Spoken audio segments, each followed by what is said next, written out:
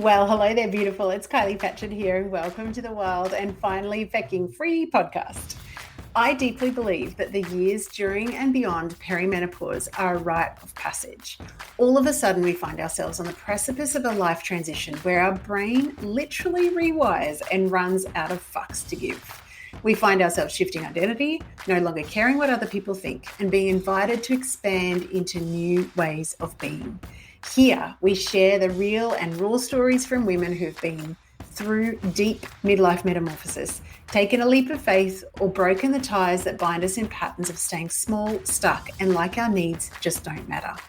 This is the midlife medicine you didn't even know you needed. Stories full of joy, despair, freedom, courage, and deep self-honouring. I am so glad you found us. Welcome.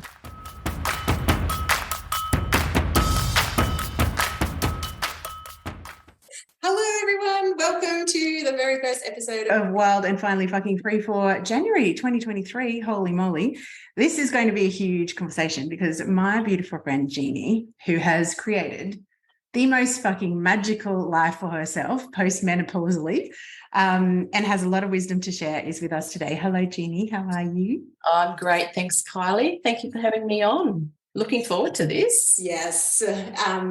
I was sharing before we started recording, but I've been over the break diving into all of these women's wisdom books and podcasts and all sorts of stuff. And something that's becoming clearer and clearer to me is about this perimenopause and menopause period being about rebirthing ourselves. And by definition, that's a painful process and it's messy and there's shit that you decide you have absolutely no tolerance for. So we'll get into that in a second. But before we do, would you like to introduce your beautiful self? Sure. Okay, so I'm Jeanne Cotter and I live in Toowoomba. I'm 61 years old, or should I say 61 years young? You are very young, very young. Thank you. I am currently retired, which was just another amazing blessing that's been bestowed upon me at this age, and I'll talk about that later. And I am an art teacher, so I took up art in my late 40s, and since then I have been teaching art for about 7 years now. So that's my passion at the moment. I'm a creator. I love my freedom. And being able to run my own art classes in my own space on my own terms is absolute bliss. Preaching. So, yeah. I've been living in Toowoomba for about 20 months now. Yep. It's actually the second time I've lived in Toowoomba, which is really amazing. Yeah. I keep forgetting that you had this whole period of time with little kids in Toowoomba, like young. Yeah, I had babies in Toowoomba. Oh, wow. So back in the late 80s, early 90s, I'll go to the beginning. I grew up in Canberra. Mm-hmm. I got married at 21 in Canberra, which was a very silly thing to do.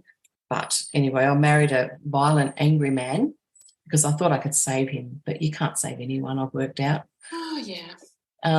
Anyway, we got married in Canberra, we built a house, and then we had a baby, and that baby is now 38, and she has her own baby, which is wonderful.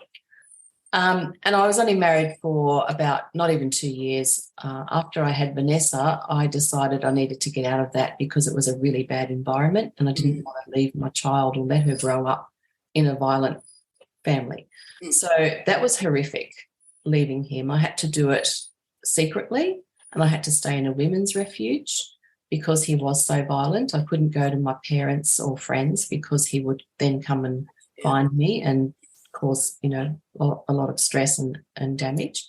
So I stayed in a women's refuge for a little while. And then eventually, after my parents decided to move to Toowoomba, I then got a house with my youngest sister, Sally, and we lived together in Canberra for about 12 months, and we had Vanessa, my baby. So she was like the other mother to my daughter, and it was beautiful. We had a lovely time. But I lived in fear of this first husband because he used to follow me everywhere. He would track me down. He'd beat me up in public places. And it was pretty horrific. So my parents moved to Toowoomba, and then we came up for a holiday with Vanessa on the train, Sally and I. That was an adventure and a half. And stayed with my parents, and I met the guy who lived next door. So long story short, ended up marrying him, fled Canberra, got away from the violence, came to Toowoomba, settled down with him, and we had 2 more babies here. So it's kind of weird to be back, to be honest. Talk about full circles. Yeah, but to be honest, it feels like home. I feel like I've finally come home. So it's a really lovely feeling. Oh, yeah. So good. I'd actually forgotten that. I mean, I knew Vanessa had a different dad, but I'd forgotten that story. Oh, goodness me. When I invite podcast guests, and I always ask the question, what is the big leap or the metamorphosis that you undergo? And you've gone through so many different changes. But so you got married to your second husband, you had your babies. Let's fast forward to around about, I don't know, when would I have met you? When you were probably my age, I think. 50? Yeah. Yeah. Up to 50, I think. Yeah. I'm just about to turn 48, so similar age. Yeah. No, it would have been 48 or 49. Yeah.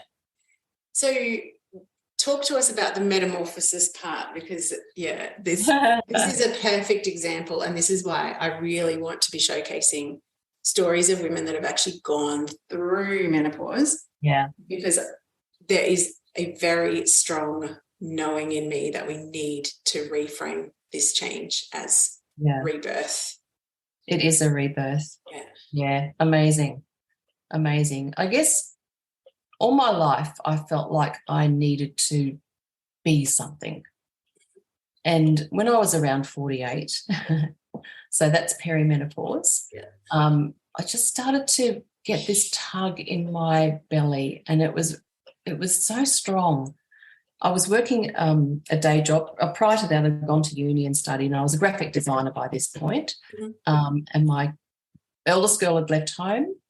She was living in Melbourne, and the other 2 were teenagers. So if anyone here is a mother of teenagers, you'll know how much fun that is. Not. It was incredibly stressful. Yeah, it's such a stressful time. And I also had my aging parents not far away. So I was also not looking after them at that point. They were quite independent, but Dad had been diagnosed with Parkinson's disease, and he ended up driving when medicated, which he shouldn't have done, and ended up having a major car accident. Oh, goodness. So he wrote the car off, and he nearly wrote himself off, and he ended up in hospital in Nambour. We were on the Sunshine Coast by then. For about 6 months. Oh, and wow.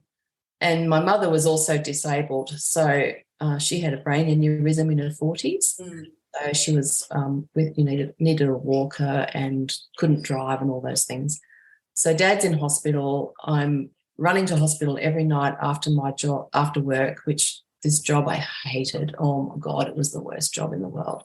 I was doing graphic design. I was sitting in this man's garage, right, under his house. That's where he ran his business from. And it was dirty, it was smelly, it was hot, it was hard.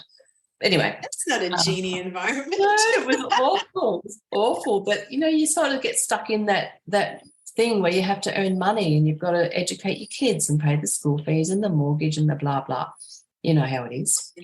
Yeah, so that's what I was doing, and then running up to the hospital every night to see my father and make sure everything was all right with him and manage the medical care, running to my mother's and making sure she had groceries and the milk and the tea, and taking her to doctor's appointments when I could. Teenagers, off the rails, having parties and doing all the things teenagers do. A husband who wasn't terribly helpful. I'd get home at 9 o'clock at night. No one had been fed, no one's had dinner, no one done anything. They're all watching TV, and I just was furious for about a year. I was furious.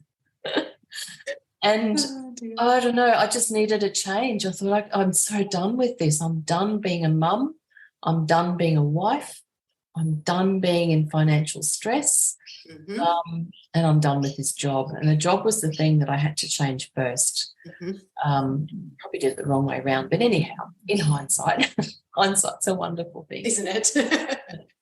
So I hated my job and I wanted to get out of there and I wanted to do something different. And I applied for another job, which was up in Mullaney, of all places, at a print shop. And that kind of felt heavy in my belly, but I thought I've just got to get out of this place. So I applied for this job and I got it.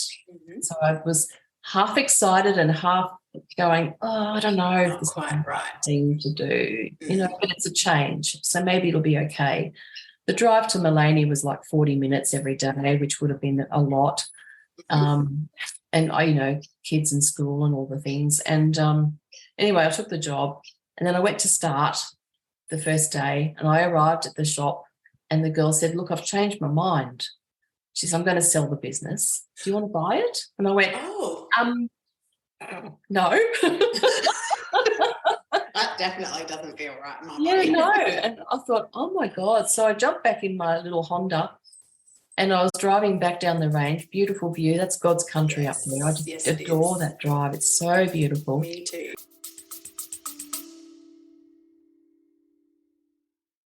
Hey gorgeous, we interrupt this gold for a delicious invitation. If your whole body has been whispering more lately, more voice, more truth, more satisfaction, more clients of the soulmate variety, more cash, more you, then this invitation is for you. Potent, my sister mind is officially open. This is my high touch, holy fuck, I'm ready sister mind for rebels in good girl clothing who are done outsourcing their power and diluting their magic to fit into someone else's business formula. If you have been craving a space where your strategy, your voice, and your energy all get to be offered, honored, refined, and amplified, this is it. Inside of Potent, you'll get my eyes on your business every single week, copy mentoring, and that is for brand copy and content storytelling that turns your truth into client catnip, energetic recalibration that helps you unhook old learned limitation patterns, keeping you quiet, not being seen, not being heard, real-time, high-touch, one-on-one coaching that actually sees the bigness of your vision, and the kind of sisterhood that does not flinch when you show up in your full, messy, brilliant, phoenix rising from the ashes glory. This isn't surface level support. It's deep, potent, paradigm shifting work that changes who you are as a woman in business and a woman in life. We start in August. Early open access is open right now. For the month of June 2025, inside of this early access open doors period, you will receive juicy bonuses, extended payment plans, and access immediately to my entire library of storytelling gold. You'll find all the juicy details at kyliepatchett.com/potent. And we fill spaces, and there's only 10 of them, and more than likely only 5 by the time you listen to this, because by that time I will have offered them to the existing cohort, the beautiful original OG circle. We do actually take applications on a first come, first served basis. So come and apply, and let's get back to the magic of the episode. I've just been doing it on a bike for a few weeks and it's glorious. It's absolutely magnificent. And it's actually where I wanted to land when I retired. But anyway, another story. And so I was driving home and I just had a chat with my angels and I said, listen, guys, what am I going to do here? Yeah. I can go back to this job I've just left, or I can step out and do what I want to do, what's deep in my heart, what I need to do. And by the time I got home, I just got goosebumps then all the way up. Me too. By the time I got home, I decided that, yep, that's what I'm going to do. I'm a businesswoman right now. I had my business name. I knew nothing about being in business, but damn it, I was going to open up a graphic design, copywriting business. So I went home, told my husband, who had also just left his job, by the way, and started a gardening and lawn mowing business. So, there's not a lot of money coming in right now. And I just thought, no, fuck it. Fuck it. I'm sick of this. I just want to do my thing. This is for me and me alone. So I did. I stepped into business. Through the course of that decision, I did Reiki, met a lovely Reiki teacher, Natalie. Yes. She was talking about starting up a goddesses networking group. You're taking me down memory lane. Yeah, Jeannie. I know. That's where we found each other. Oh, my goodness. And it was just magical. All these magical things just stepped into my world.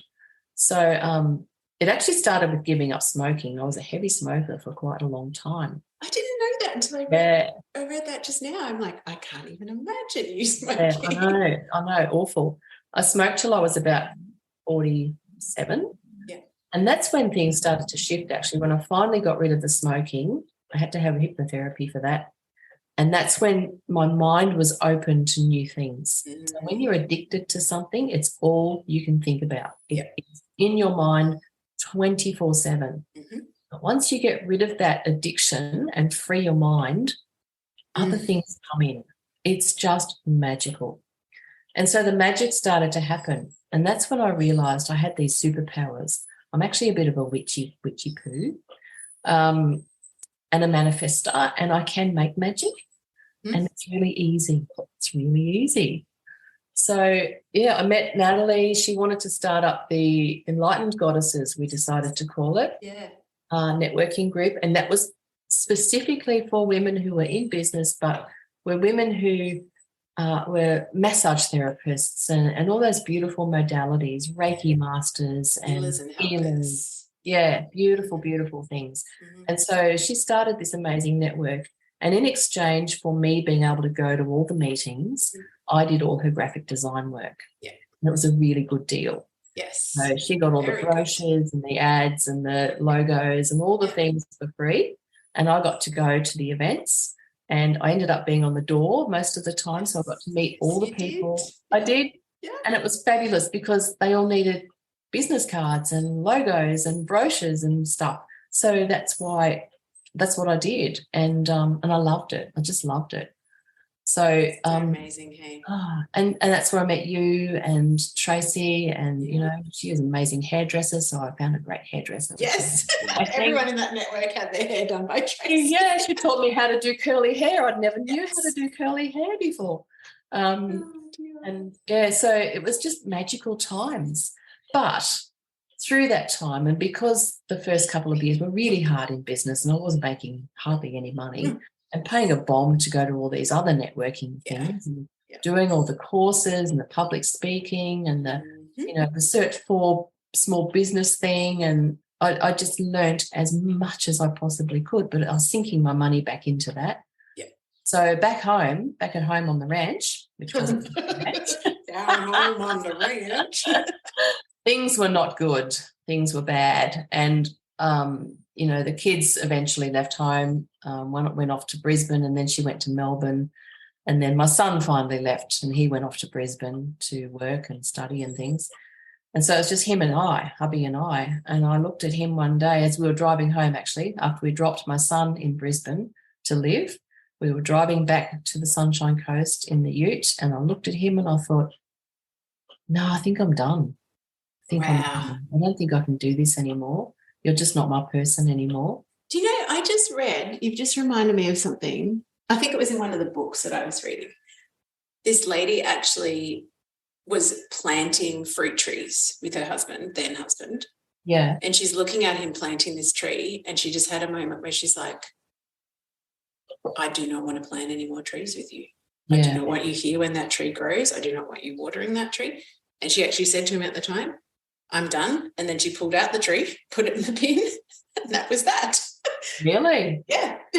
Wow. It's like such a clear decision. It was. It's like a defining moment, but I think it builds up in you. Yeah. You feel it. You feel it in your gut. Mm-hmm. You know it in your heart.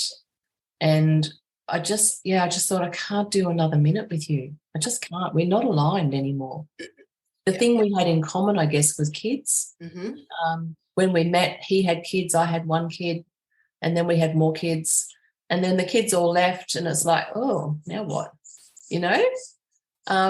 And It's so like the kids leave and now I want to leave. Like, exactly. Can I keep going? That's what I did. I actually left. I thought, I'm done. So again, another blessing. I was talking to some friends who were also in the network and said, I want to find somewhere to live and I can't afford to pay much rent. And, you know, I was freaking out about rent and all the stuff because I thought, I don't even know. When you're a graphic designer, there's no guarantee of money, of how much you're going to get each week. It's not like being a bookkeeper who get regular clients that they repeat. Yep. Graphic design is a one-off. And so when it's done usually. So you can't rely on anything. And I was terrified, but I just had to trust my gut. And I don't know how it worked, but I just made it work. And this friend of mine actually had a rental that had become vacant.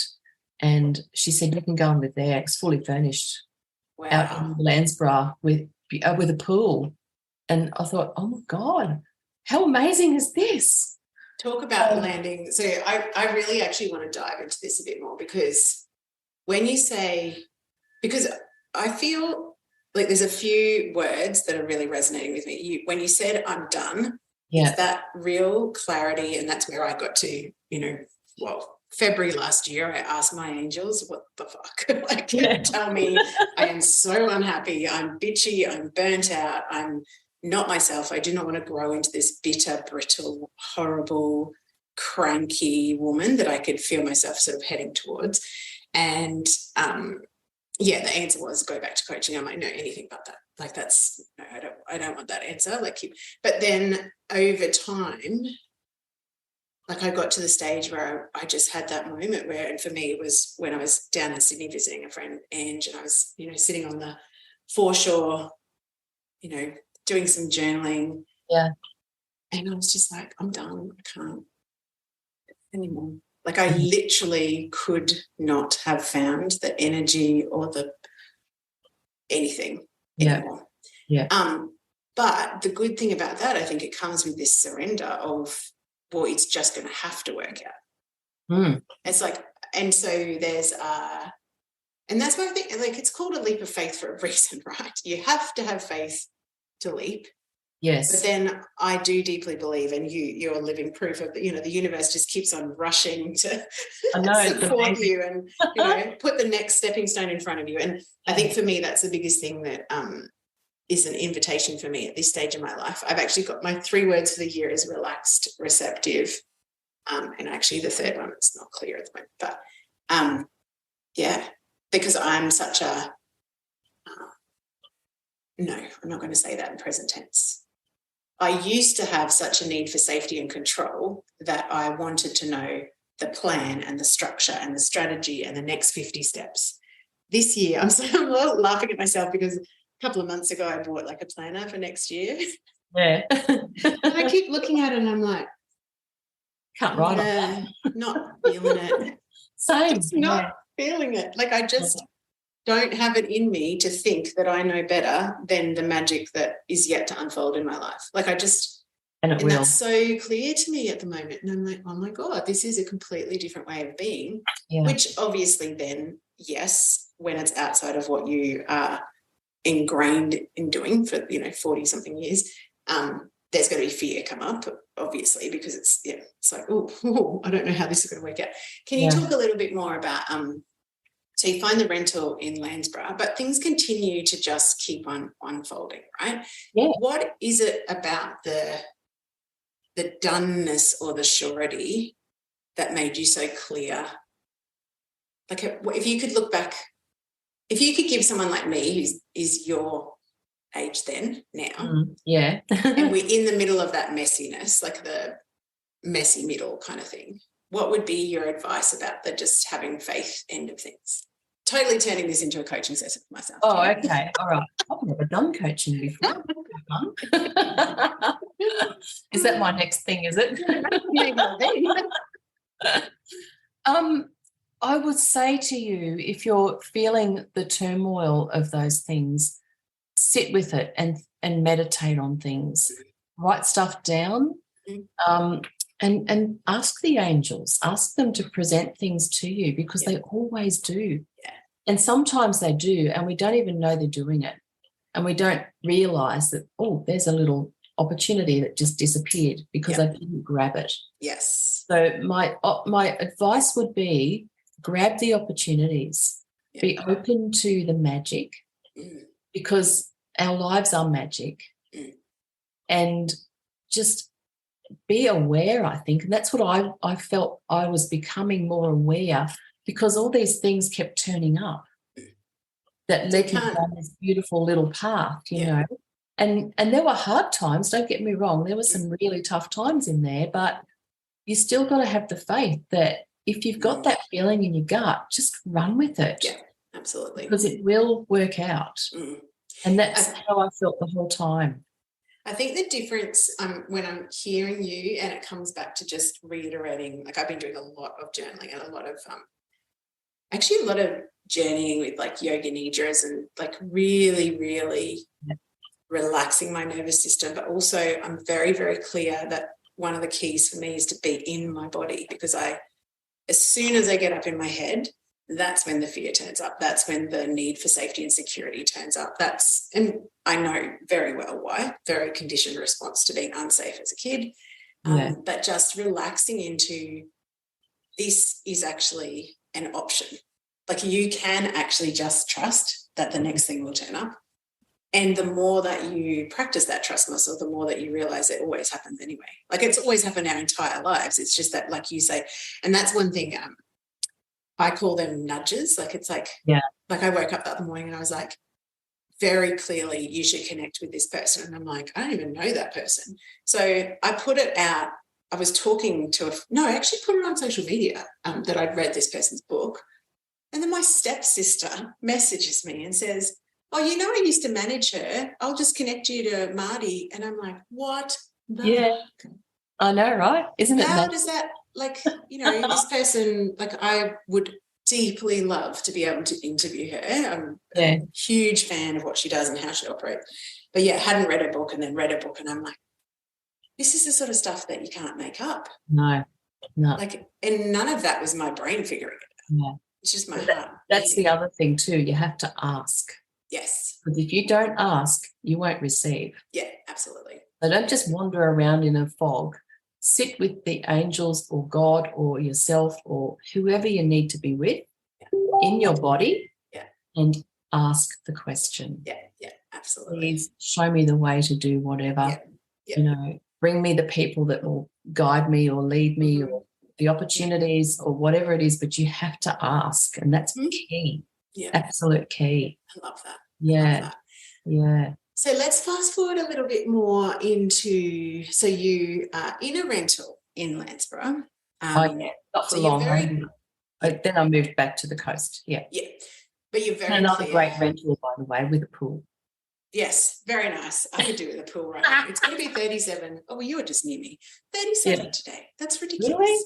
Oh, God. Okay. I'm staying on Epi's birthday. Yeah. Yeah, true. Okay. So you know that you don't want to be married anymore. You're clear on that. You're clear on the business. You start networking and you start doing, because coming back to you, like you're a freedom seeker. Yes. And you're a creator, which I definitely very much relate to. So what unfolds next? You go to Brisbane at some stage, don't you? Oh, yeah, that's not for a little while. So, Landsborough, and then I put it out into the world. I wanted to live back on the coast in Minyama, near all the networking stuff. So, magically, there's your puppies. Magically, a house appeared that I got to live in. It was a 4-bedroom house with a pool. And the guy reduced the rent because he liked me, probably a little bit too much. But anyway, nothing happened because he was a bit crook. But he was very kind. He used to wash my car and do all sorts of things. I went to Italy. I had 2 trips to Italy. Yeah, so the first one, or both of them actually, were art tours. Yes. So the woman I was learning pastels with in Palm Woods up there on the coast did a tour to Italy. So my sister, Sally, by then, fast forward, we lived in Canberra together. She's now in Brisbane and single on her own as well because she left her husband. So both of us were single. Yep. So we did this amazing trip to Italy. Yes. Somehow I made the money to do that. Yep. So we had 2 weeks on our own, just traipsing around Paris and Rome and everywhere, and then 2 weeks in Italy painting, which was amazing. Who paints in Italy? Oh, my God, it was just a dream come true. Yeah. And so business was going really, really well. I was making really good money by that point and having a great time. And then Sally talked me into getting into online dating. Yes. I wasn't keen because I hadn't been out with anyone else, and I was just loving being by myself. I really loved being on my own, not having to answer to anybody, freedom, eating what I liked, going shopping and thinking, when you've got kids, you go on autopilot, and so you buy the ice cream and you buy the blah and you buy this and you buy that. And then when you're on your own, you go shopping, you think, actually, I don't really like ice cream. So I don't have to buy that anymore. Yeah. So just the freedom of that sort of stuff, not having to share a bed with anyone. That was lovely. Yes. My own bathroom, all the things. Yeah. Anyway, Sally talked me into getting to online dating one night and had a few too many wines. So I signed up to this dating thing, and completely forgot about it the next day and went home. We were at her place then. Went home, got on with things, and then a few nights later I thought, I wonder what that was I signed up to. I can't remember what it was. So anyway, I got on there and it was called OK Cupid. Oh, okay. And so I got on there and I thought, I'll have a little look. No, nothing can't hurt. Yeah. And I had put all these things in my criteria when I signed up with her the other night, pissed. Yeah. Things like must have good teeth and be taller than me and have a deep voice and good looking and be employed, all these things that, I had this criteria, Mr. Perfect. Anyway. Ask and it is given. Ask and you shall receive. Yes. And so anyway, I hopped online and the first man I spotted, I thought, oh, he's a bit cute. Yeah. He had a uniform on. I'm like, ooh, uniform. That's driving a boat. And I thought, ooh, interesting. That's nice. So I just messaged him and said, hi, how are you? And he messaged me back. He said, hi, I'm well. And then next thing I knew, I was meeting him for breakfast in Brisbane the following weekend. In Paddington, I said to him on a phone call before we met, I said, and I'll meet you in Brisbane. I'll be down there helping my daughter move house actually into Paddington. And he said, oh, where would you like to meet? I said, I don't know, just find a little nook. Yes. So he found a place called A Nook. A Nook. Go figure. Oh, dear. So I'd stayed with Sally that weekend as well. She also had a date the same day. And we were both getting ready in the morning. I said, look, I don't know if I'd be bothered doing this, Mum and Dad were still in Caloundra, which was where I was living. Yes. And so I made an excuse and said, look, I've got to be back by 3 for Mum and Dad. So anyway, just to cover myself and get out of there if I had to. Walked into A Nook in Paddington, saw this man. He stood up, pulled out my chair. I thought, oh, tick, tick. And we sat down and he was beautiful. It's just the most nicest looking fellow. Yeah.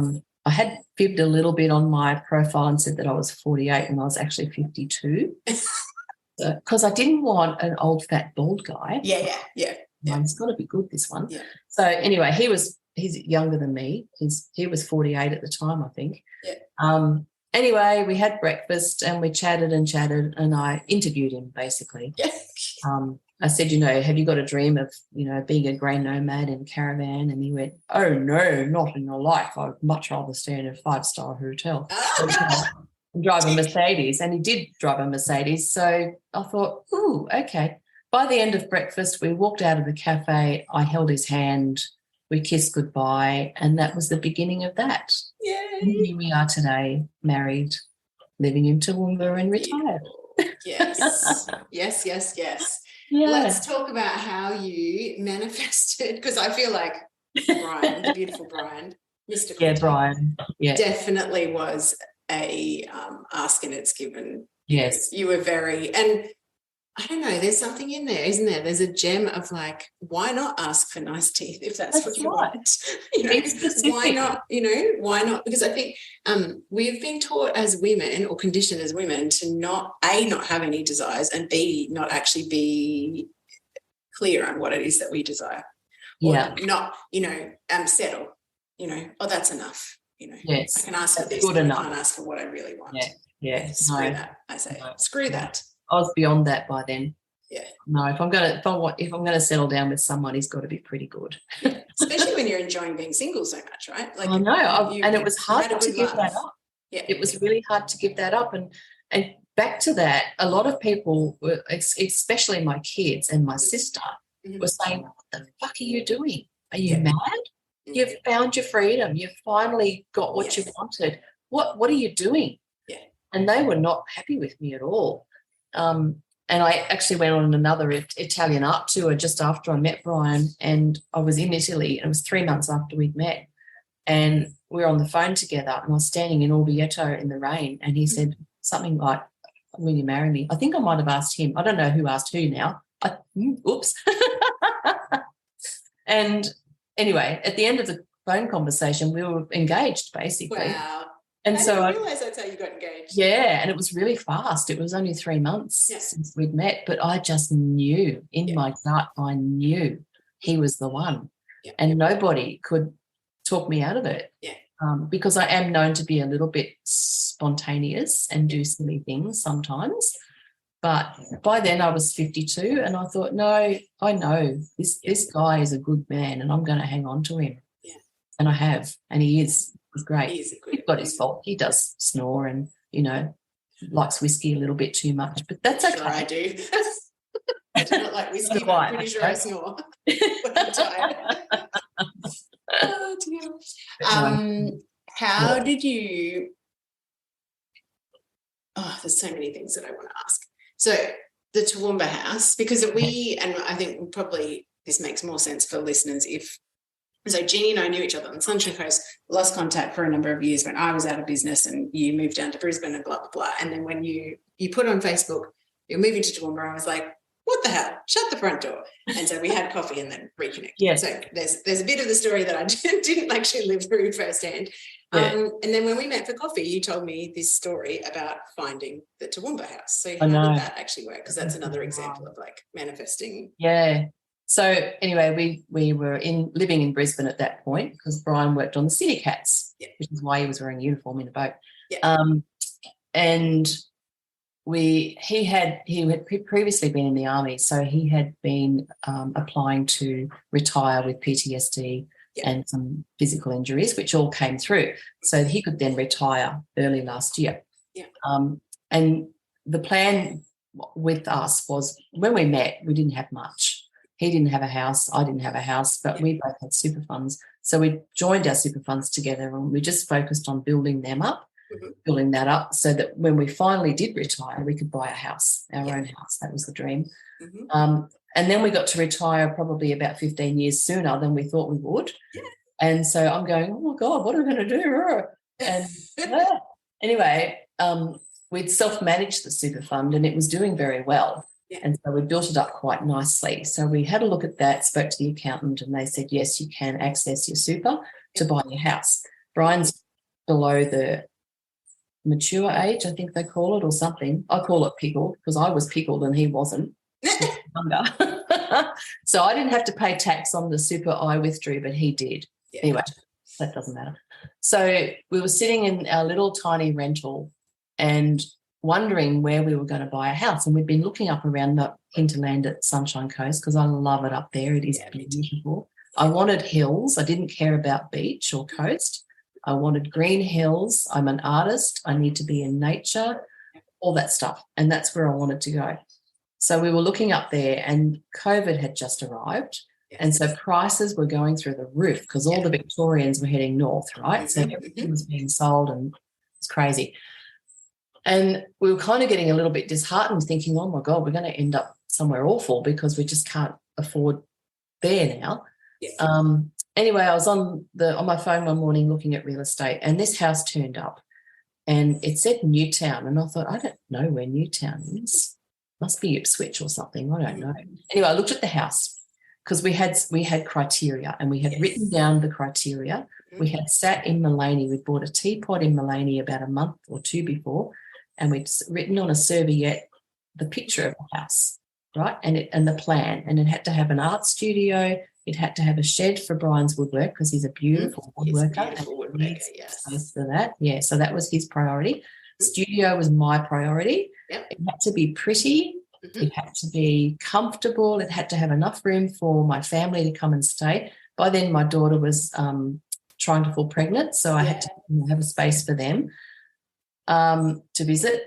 And so this house popped up, and I looked at it and I thought, oh, my God, it's got everything we need. It's got the 3-bay shed out the back. It's got a massive art studio where I'm sitting right now. Yep. Gorgeous, gorgeous. Federation style, Queenslander, beautiful. Anyway, I showed it to Brian and I said, I've just found the house and it's the right price. And he said, where is it? I said, I don't know. I have no idea where that is. Where's Newtown? I don't know where Newtown is.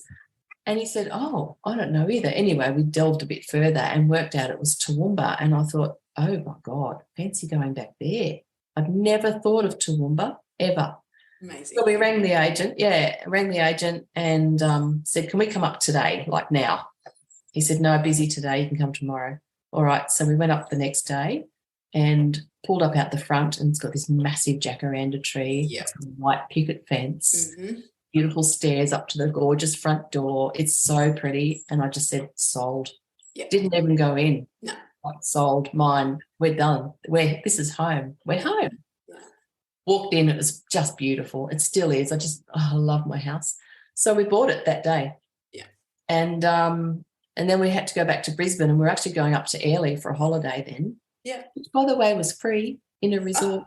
Because my sister worked for these people who own this resort, and they gave 6 of us a whole week in this magnificent resort. Wow. Very cool. God bless. Thank you. Right? Yeah, thank you, Angel. Amazing. And so, we came back to after the holiday. I was still working at the time. I actually, long story short, had ended up working in an art shop in Brisbane, which I loved. Took the pressure off myself, don't need to earn money through my business, closed it down, went and got a normal job, and then started teaching art classes. Yep. Because one thing, have you ever read Liz Gilbert? Yes. Yes. One of the things that she said in her book was, don't put pressure on your art to earn a living. And I took that to heart, and I thought, I still want to do art and I need to teach because that's what my calling is. It's what I'm good at. It's what I'm here to do. Yep. And so I took the pressure off myself and got a job and did art and taught art, and it was all magical. Came up to Toowoomba. We moved in. I was exhausted. We were both exhausted. It was massive. So I took a year off. I didn't do anything. We're on a pension now, so you can't spend too much money, but it's okay. We're getting by. We own our home. We've got no debt. And simple life is the most beautiful thing. Magical. And I love it. I wanted a cooler climate. I got it. I wanted a beautiful house. I wanted green hills and trees. And you got this massive art studio, which is massive perfect to teach out of. I know. And, I can fit 8 students in my room. I've got all the chairs. The chairs turn up. They're just manifest chairs. I'm really good at chairs. If you need chairs, let me know. I don't at the moment, but I'll keep you in mind. And my daughter has since had her little baby, Ruby. She's 9 months old now. She's the light of my life. She's the most beautiful little thing. And she's been on mat leave this year. So they've been coming up once a month for 3 or 4 nights, and it's just so nice. Beautiful. Yeah. So I've got the cot and the queen-size bed for the visitors, and it's magical, absolutely magical. And my art is getting better and better and better because of the time and the space now. Got space, space to be more creative. Yeah. So happy ending. Well, hasn't ended yet, but happy here we are. Before we were recording, you just reminded me of something. You said when you first started your business way back, when you were 48, chose to start your business, and you said, looking back now, it was really, really selfish because it wasn't it put a lot of financial pressure on us. And at the time, my response was, well, maybe that's exactly what you needed to do to unfurl everything else, right? Yeah. Do you have that sense when you look back now at the Jeannie that was 48? Do you ever actually take the time to go, thank fuck for Jeannie at 48? Oh, yes. Making the leap of faith. Yeah. Absolutely. And it was just that moment, that gut feeling. And it caused huge turmoil. I was sick about it because my kids had all left home by then. But then when they came home to visit, they didn't know whose home to go to. Yeah. Christmases were awful because they didn't know whether to be with me or their father. Yeah. We parted amicably, sort of. It was okay in the end, and I don't see him other than when I have to. Yeah. But it's not awful, and the kids have now worked out, how to navigate how it works. Yeah. Yeah, and so it's fine. He's still on the coast, and I'm in Toowoomba. So, but it was really awful for a while there, and it was really hard, and financially it was really hard, and I was scared, shit scared of that. And I said to you earlier, I just dug up this Word document, pages long, of a book that I started to write because I thought I wanted to write a book, but don't know about that. But I said the 7 things I learned in 7 years of being an entrepreneur, and number 5, I wrote, money is everything. Yes, I did say that. Yeah. And, all right, maybe it's not everything, but bloody hell, we need it. Yeah, exactly. Don't we? Yeah. And it comes back to don't put pressure on your art to make a living. Exactly. I think that's really, really important. Because I think, so find an easier way to make the money to support yourself, and then do the thing you love. Yeah. I think someone else that I know says treat the job that you've got as an investor in your business, and I really like that as well. It's like you're doing this as a means to an end. That's right. But also it allows your nervous system to not be completely freaked out. So much. I have to say, though, I do feel that some of us actually, for me personally, so I know I've been doing lots of study in human design, and one of the things that is really clear to me in my chart at the moment is that because I've got what's called a formatting channel. Anyway, long story short, basically my human design does bear out to me what I've always suspected, which is sometimes it's actually better for me to put myself under pressure deliberately to actually create the drive or the conviction, because it's like it has to be a done deal. There's no other way.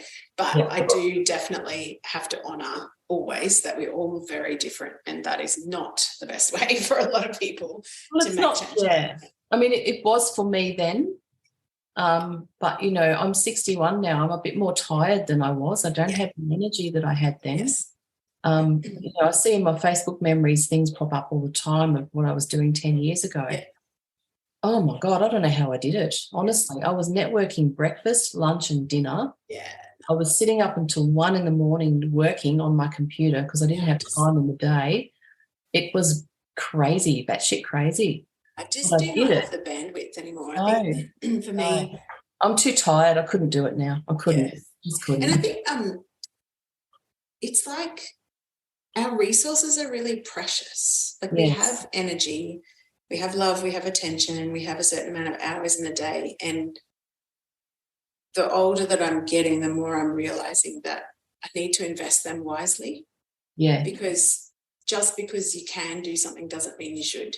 And I have been expending my energy on all sorts of stuff that actually doesn't bring me joy or help me fulfill my life purpose or give me that deep satisfaction, like that real sense of contentment. And I remember, I don't know whether I've ever said this to you, I think I did when we had our first coffee, when we reconnected. I remember looking at your decision to leave Ben, and I was just like, that is like, I want to be that brave with my life. Oh, really? Because I do. I remember, because I remember you saying to me how difficult the kids were taking it and how difficult Ben was taking it. You were really concerned about everybody. Yeah. And you were clear that you could not continue any other way. Yeah. And to me, that's what the call is at this stage in our lives. It's like we need to be actually brave. Find your courage. Courage.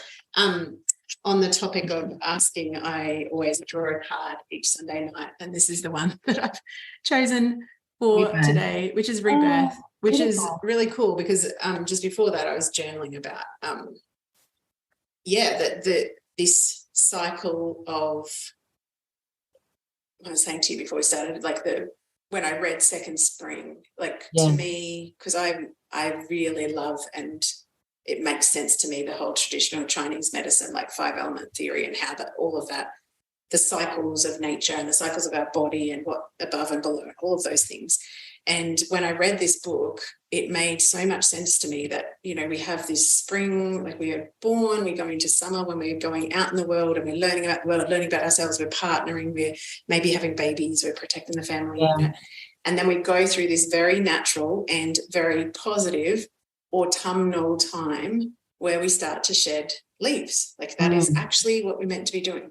And it's like the zero fucks to give, the not having as much energy. Also when our estrogen, well, when our hormones start changing, we've got less buffer of stress. Yeah, so definitely. It's like we don't actually have the tolerance that we used to in our early 30s. And, you know, when we're talking about ages, obviously this is different for each individual, but overall, because when you're saying, you know, I was done being a mum, I was done being a wife, I really, really feel, not the wife part, very happy with I was going to say, is Shane doing all right there? Shane's fine. I can hear him outside. But I had a moment last year, it was by 47 and a half, and my youngest daughter and I were really butting heads. And I actually had a moment where I was like, I'm not available for this anymore. Yeah. And I actually did mean mothering, like the day-to-day mothering and the concern and for me, a lot of like over-mothering and trying to control like health and whatever with, you know, chronic health conditions and whatever. I was like, I'm not fucking available for this. I do not have the energy. I do not have the bandwidth. I do not have the fucks. Yeah. And I actually went through a really big grieving period because I felt like I was letting the girls down. Like I basically just opted out, but I was like, I literally cannot do it anymore. Yeah, I get it. I do. And yeah, we were having this conversation the other day and someone said to us, oh, are you sad that the younger daughter's left home? And I'm like, no. We have a better relationship now. When she comes, she wants to be here. We talk more openly. She's much more happy. Her health is much better. My stress levels are way better. But it was interesting because Shane's response was, I actually really miss her. And I was like, interesting. Yeah. And I do think it's that difference between like we are literally dropping our leaves, going through the autumn, we hit menopause, and then on the other side of menopause, this concept in this book, which I absolutely adore, is this second spring of reinvention. And your story bears that out. It's like you dropped the leaves, which happened to be a marriage and a job that didn't fit. And the kids. And the kids. Well, the kids are still there. Oh, they're still there. They're adults now, so they're much nicer. But, you know, hearing your story, I mean, I know your story well, but hearing stories of the other side, the second spring side, I've realised how much our society and even my internal thinking about perimenopause is all the hard stuff, like the messy stuff and the, you know, the hot flushes or the not sleeping or the whatever, and reframing it to this like beautiful cycle where you're actually rebirthing, which is amazing how that card came up. Yeah. And then you get to reinvent. And one of the other things they talk about is you don't have to use your creative energy, this energy of your kidney and your pelvic bowl, which literally gives birth to babies if you have them. You don't have to expend that on kids anymore. So you get to be a creator of, for you, beautiful art and teaching art. For other people, it might be something completely different. But that creative energy that comes back, I'm like, yes. And as a creator, it's just magical. It's just such a lovely place to be. It's such a gift. You know that. And the other thing that I've been really aware of is, so I mean, I'm not at menopause yet, but just say, I don't know, I'm in perimenopause for a few more years or whatever. Like I will have like 4 decades of my life. I'm planning on being around till I'm 100. So, you know, 4 or 5 decades of my life. Well, my dad hit I'm going for 90. Yeah, that's right. I think 90. When your body starts wearing out, I don't want to be around. Well, the scary thing is I'm 2/3 done, you know. But does that not make you even more committed to creating the life you want? Oh, definitely. Because we don't have... Because you don't have as much time anymore. Exactly. You know, I've only got this much time to do all the things I want to do. Yeah. But I also have the freedom to do it. Yeah. And you don't have to balance all of the giving of the energy to everybody else. Yeah. And just going back to those menopause years, so I went into menopause at about 53. and I'm not quite out of it yet. I'm still getting the sweat. Still getting some symptoms and stuff. Yeah. A little bit, not as much. I was on HRT for a long, long time. Mm-hmm. And I've gone off that probably about 12 months ago. Yeah. So it's catching up with me now. Yeah. That's I've got to pay the piper. That's really important, though. I, in my naivety at the beginning of last year, hadn't thought about perimenopause, hadn't, whatever, it's coming for me sooner or later, whatever, quite negative sort of mindset. I didn't realise, though, that, menopause is the day of the 12 months anniversary of when you've had your last bleed. So it's literally a moment in time. Yeah. But I thought that once you hit menopause, all the symptoms went away. But for a lot of people, they don't. Oh, no, they get way worse, way worse. Yeah. So let's get clear on that, ladies. But here's the thing about that, though. If we choose to believe that the cycles of nature and our bodies are this all-knowing, amazing organism, then is there not a message in those symptoms as well to slow down, to take it easier, to not expend your energy? We are actually being called to take care of ourselves. Correct. And I think that for me, definitely, and for a lot of people I work with, rest is the gateway. Because like you said, you don't have any space to create. You don't even have any space to feel into what works and what doesn't work for you if you've got every minute filled, or if you're always giving to other people. And particularly, parallel lives with the whole sandwich generation thing that you're talking about, like taking care of the parents and taking care of the kids. And that's the other thing, at your age or my age, I lost my parents. Well, Mum went in 2019 and Dad went in 2018. Yeah. But those years just prior to that were really hard for me too, because, you're managing them and putting them into aged care. And now that I think back to that, that was actually the demise of my business, because my business was doing really well and I'd moved to Brisbane and it was still chugging along okay. And then everything went to pieces with Mum and Dad. Dad had Parkinson's and we had to put them into care. And so I had to invest all this time and energy, like you're doing, into their care and moving them to Brisbane and looking after all the medical stuff. It was big. It was huge. It's brutal. It's brutal. It's really, really hard, and making big decisions about, where am I going to live so that I'm near them and things like that, and investing all your weekends to your parents, visiting, taking them out, all the things that you do and you do it with love and heart. But, geez, it's hard sometimes. It comes at a cost. Absolutely. It does. And so, as you said, you're sandwiched between your parents and your kids. And also acknowledging, like for both of us, like I had babies at 29 and 30. You were younger than me. I had my other two at 30 and 31. Okay, so similar to those two. I'm thinking about friends that I've got that left until their 40s to have babies. So they're actually going through perimenopause clusterfuckery. Yeah. I'm not going to use that word anymore. Because it is so negative, right? Oh, yeah. You're going through the transition time. There you go. I'm going to use that. Transition time, the metamorphosis time of perimenopause, at the same time as having under fives. Wow. Would you not just want to stick a fork in your eye? Because I found those under 5 years. Well, see, I was caring for my dad then, so I guess I've not really ever had. I've not really ever had just parenting myself. No, I found the teenage years the hardest with my kids. They were really rough. Yeah. And they're all good kids. Like, they're not bad, but there were things. My son came out at 15. He's gay. Yeah, there was a lot of stuff around that. That was when my dad was in hospital after his accident. It was all just where. So much, Get me out of here. So much emotional. I just wanted to jump off the world, really. Actually, you know what? When I did my yoga for menopause training, our teacher said that female suicide is the highest between 45 and 55. And then in the second spring book, and also Wise Power, there's actually a bit in there, and there's a very natural part of the cycle, which is called separation, or actually they call it different things in the book. But anyway, whatever, where you get to that cleaving responsibility. It's like, I'm done.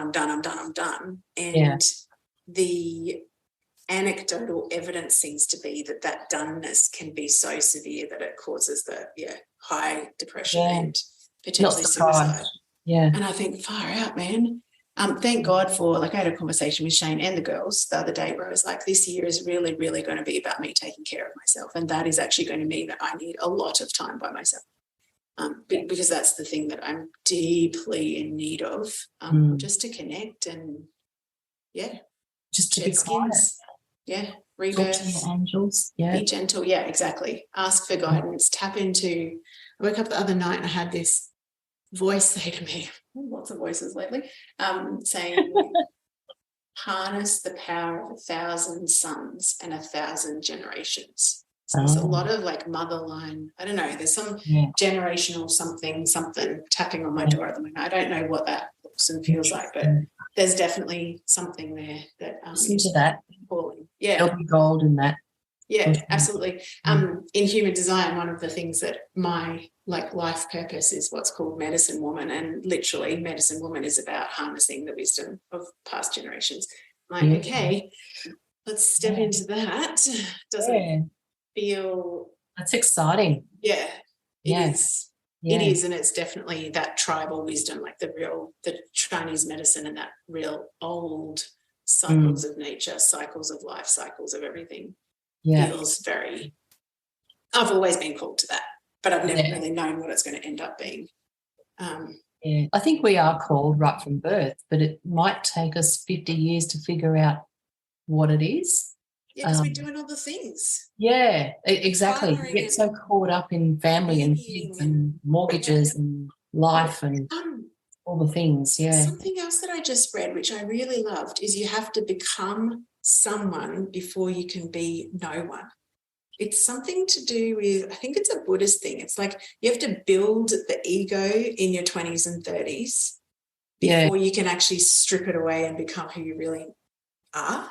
It's like makes sense, in my head, it's kind of like the statue of David kind of thing. Like, is it Michelangelo? I'm going to stuff this art reference up. I'm so sorry, Jeanne. But, okay, I don't know anything either. Carving away of what's not the statue, right? That's what I feel like perimenopause is calling us to do. It's like I think you're right. Yeah, it's just the cycles of life, really, isn't it? I call them chapters. They're all chapters in a book. Yeah. And sometimes you just walk away from the chapter and start a whole new story. Yeah, absolutely. Other times you'll, integrate some of the old stuff and bring in the new. Some of it carries through. It's all different, but it's always felt like a chapter to me, different chapters. So I like that. So good. We could talk for hours. We can't because I have another interview. No, we must. I'm coming to Pittsworth on Thursday. I'll come and have a company. Yeah, do that. I'll be around. And also more art in my future. Definitely more art. I've been drawing heaps. Great. Over the break. You're very good, actually. Oh, thank you. Yeah. For the listeners, Kylie came to two of my workshops, didn't she? Did a kookaburra. My kookaburra. Where is he? Fell down last night. Shattered his frame. So I've got him. Actually, it's beautiful. She did such a beautiful job of it. Very, very talented lady you are. Oh, thank you. Really special. I don't know what you were coming to beginners classes. Look at that. It's amazing. My dad's always been the kookaburra to me, so that was really special. Such a beautiful painting. Yeah, well done. Thank you. Good teacher. Thank you. I get that a lot. Yeah, you do. That's my calling. I was born to teach. Yeah, absolutely. Yeah. Absolutely. You make it so easy. But I had to learn first. Yes. Well, we teach what we're and when you teach, you learn anyway. So, it never ends. Exactly. Final question. Yes. In regards to the concept of, because, you are a fellow freedom seeker, when you think about being wild and finally fucking free at this stage in your life, what does that mean for you? It means that I've arrived. Basically. I'm wild and finally fucking free because I don't have any obligations, I suppose, to like what I mean is the daily grind. I don't have to put an alarm clock on every day. I'm so blessed. Honestly, I cannot believe how blessed I am. And you know what anyway, I'll tell you that in a minute. You created it though. I mean, I did create it, and you asked for it. It's amazing. It really is amazing. We have such a wonderful life, and I'm so grateful because we're both healthy. We're both able to do what we want to do, and our health is paramount. And I'm very into that at the moment. I'm doing lots of really healthy things. I'm focused on food, doing the Sarah Di Lorenzo stuff. Oh, yes, yeah. Amazing. I lost 7 kilos in 4 weeks with her program. It's awesome. And, you know, not working out. I don't do working out. I've never been to a gym in my life. I know that's not all true. I went once and then I decided I'm never coming back. But I do a little YouTube exercise thing every morning called Fabulous 50s, even though I'm 61. And that's awesome. Yeah. We walk the dog every day. You know, it's a lovely life. So I feel like I've arrived. I'm free. I can make all the art under the sun, and it just gives me so much joy. And I've got my beautiful little grandbaby. The circle's complete, you know. She's so cute. And she and I have this amazing bond. I never realised how amazing and magical it would be to be a grandma. But she and I, we just look at each other and there's a thing going on there. And even my daughter says, "You've got a thing, you two. There's something going on." I said, "I know." So looking forward to that. I feel like my dad was with us for the first 6 years that, like, my dad had a stroke in between the two babies, like Abby and Cleo, 12 months apart. And so we looked after him for 6 years, and then I just feel like being a grandmother of a younger baby is going to be very different to how it felt. I mean, it is anyway, obviously, because you don't have the daily grind of the parenting thing. You get to just be present. Wonderful. Yeah, you do. You don't care about all the nappies or anything. It's just lovely. It's just precious. So I have arrived, Kylie. And I have so much more to do. When I grow up, Yes. I have so much more to do. Oh, goodness. Yeah, I'm going to start an artist trail in Toowoomba. And, it's great. It's going to be great. So good. We should say also, we will put in the show notes links to Jeannie's website, but you also teach online. So do you? I do. I've got some online video art. Yes, tutorial, yeah. And then that's the other thing I'm going to get back into, this online teaching, because I've had lots of people asking me for that. Yes. And I teach classes here in my studio as well. So, and that's delicioussart.com.au. Yes. I've actually just had a little idea pop into my head. An idea? Tell me. She's having a cough. I just turned my microphone off.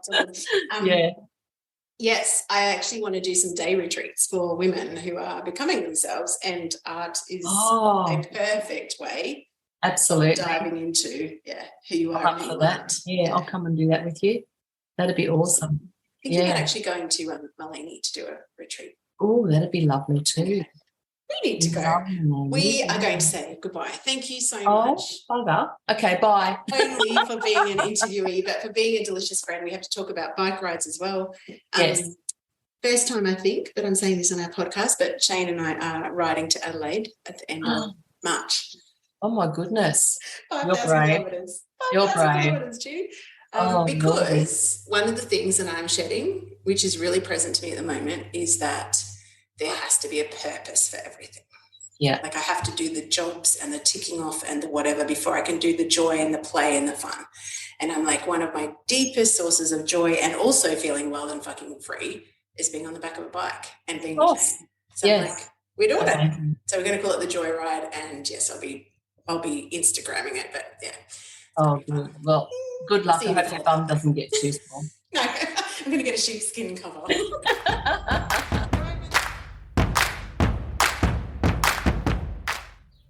Well, there you have it, beautiful one. Another inspirational episode, and thank you so much to our guest from today for sharing their journey and leap of faith. So many takeaways, as always. I would love to know what your favorite thing that we discussed or that hit you between the eyeballs to invite you into your own expansion or leap of faith was. Share it on Instagram or Facebook. You'll find me at Kylie Patchett. And I would love it and be so honored if you take the time to leave a review on any of your favorite podcast platforms about this show or the podcast in general. And finally, if you have someone in your life who is another midlife maven who may just need some reminding that she is a powerful, magnetic, amazing woman and that she absolutely deserves the life that she craves, please share us. Thank you so much, and we'll see you next time.